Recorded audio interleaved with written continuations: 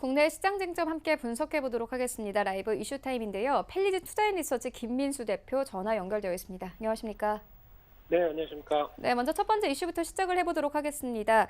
이 5G 신규 투자가 본격화되면서 통신 장비주가 올 1분기 어닝 서프라이즈를 기록했습니다. 한편 1분기 실적은 올해 분기 실적 중에서 최저점이 될 것이라는 전망이 나오고 있는데요.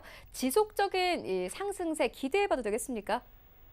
분위기는 참 좋죠. 지금 같은 경우 시장이 아무래도 정체돼 있고 부진한데 그래도 성장성이 뚜렷한 대표적인 업종, 섹터, 이쪽에 대한 5G에 대한 관심이 상당히 높다고 봐야 될 것 같고요.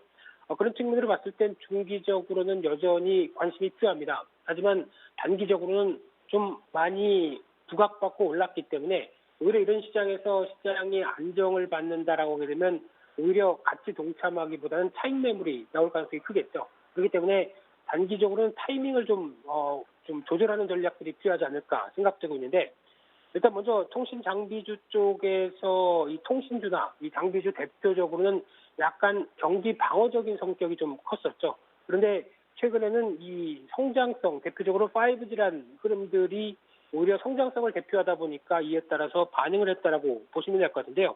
그러다 보니까 코스피 지수보다 통신업 지수는 오히려 좀 더 상회하는 모습을 보이면서 그래도 잘 견딘다라는 모습들이 최근에 확인이 됐었고요. 또는 두 번째로 통신사 관련돼서 흐름을 보게 되면은 5G 쪽에 대해서 투자를 예상보다 더 강화시키겠다라는 흐름이 나오다 보니까 당연히 장비주나 부품주들에게는 오히려 좀 더 쾌재를 부를 수 있는 실적 구조의 기반이 됐겠죠. 특히 SK텔레콤 같은 경우 투자 금액을 보게 되면 2조 9천억까지 올해 집행하는 걸로 보여지고 있는데 작년에서 예상했던 수준보다 30% 이상 늘어난 수치로 알려져 있고요. 또한 KT 같은 경우가 제일 많은데 한 3조 3천억 정도. 그래서 5G 커버리지와 그리고 추가로 재난 안전 보강까지 강화시키겠다. 그래서 즉 5G를 통해서 재난 관련 시스템도 정비하겠다는 쪽으로 나오고 있고요. 거기다가 LG U 플러스 같은 경우도 2조 3천억대. 그래서 연내 기지국을 8만 국 정도 구축하는 것을 목표로 삼다 보니까 이제 어떤 본격적인 투자 계획과 함께 투자 금액이 상향되면서 나올 수 있는 변화에 대해서 일단 통신 장비주들이 반응을 했다라고 보여지고 있고요. 또는 세 번째로 봤을 때 이제 국내가 상용화 일정들이 오히려 글로벌에서 가장 빠릅니다. 미국도 약간 비슷한 입장이긴 하지만은 미국보다 국내가 좀 더 빠르고 강하게 집중돼 있다 보니까 나오는 변화를 기대를 하는데 또 중요한 부분들은 일단 국내에 투자되는 부분들 외에도 해외에 대한 모멘텀도 상당히 크다라고 봐야 될 것 같고요.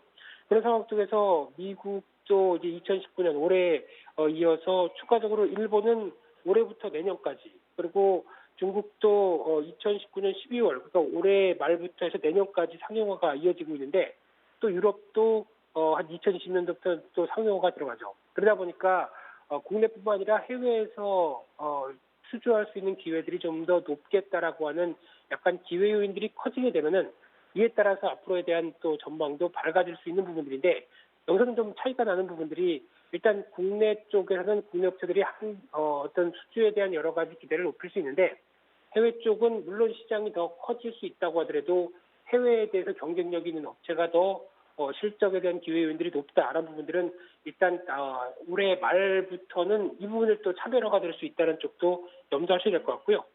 또 하나 화웨이 제재와 관련돼서 수혜를 볼 수 있는 측면들이 높아지기 시작을 하죠.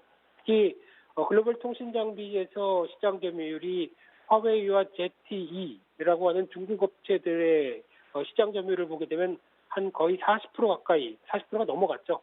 이런 현상들이 나오고 있는데, 만약에 이 제재를 하게 되면 화웨이뿐만 아니라 이 중국 업체들에 대한 여러 가지 견제가 들어온다라고 하게 되면 상대적으로 삼성전자가 시장 점유율이 한 3% 정도밖에 안 됐던 흐름들 쪽에서 오히려 삼성전자에 대한 기회 요인들이 더 높은 게 아니냐. 그리고 그와 관련된 삼성전자의 서플라이 체인, 그래서 공급 관련된 모멘텀이 있는 종목들이 오히려 더 기회 요인들을 맞는 게 아니냐라는 관점들이 상당히 우세하다고 봐야 될 것 같고요.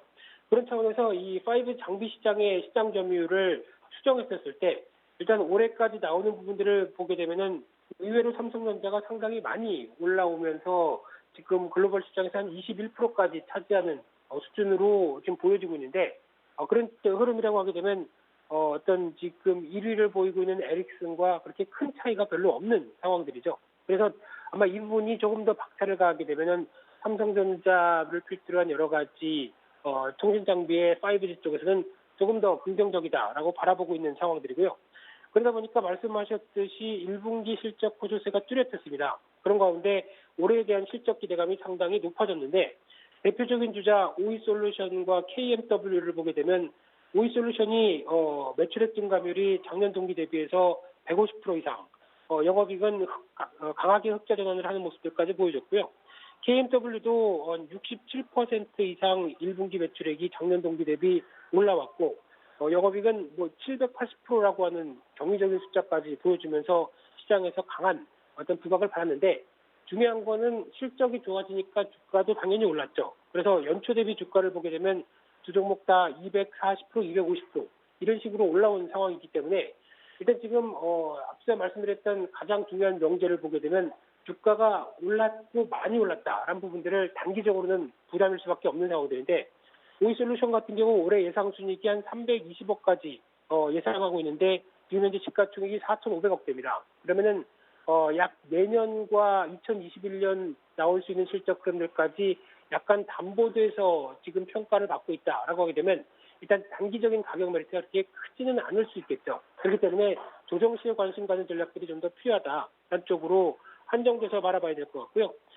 특히 지금 그 흐름으로 보게 되면은 그래서 통신사 입장으로 봤었을 때는 투자 비용이 집행이 되면서 단기적으로는 실적 부담이 있을 수 있어도 오히려 5G를 통해서 단가가 좀 높아지고 그래서 그와 함께 이어지는 수익의 증가 가능성을 보게 되면 어떤 투자 비용 이후에 나올 수 있는 변화를 노린다라고 하게 되면 통신사에 대한 기대감도 그렇게 떨어지지는 않습니다. 그렇기 때문에 단기적으로는 관망이어도 중기적으로는 아마 시장에서 부각을 받을 가능성이 크기 때문에 배당 메리트와 함께 관심 있게 보는 전략도 나쁘지 않다라고 보여지고 있고요.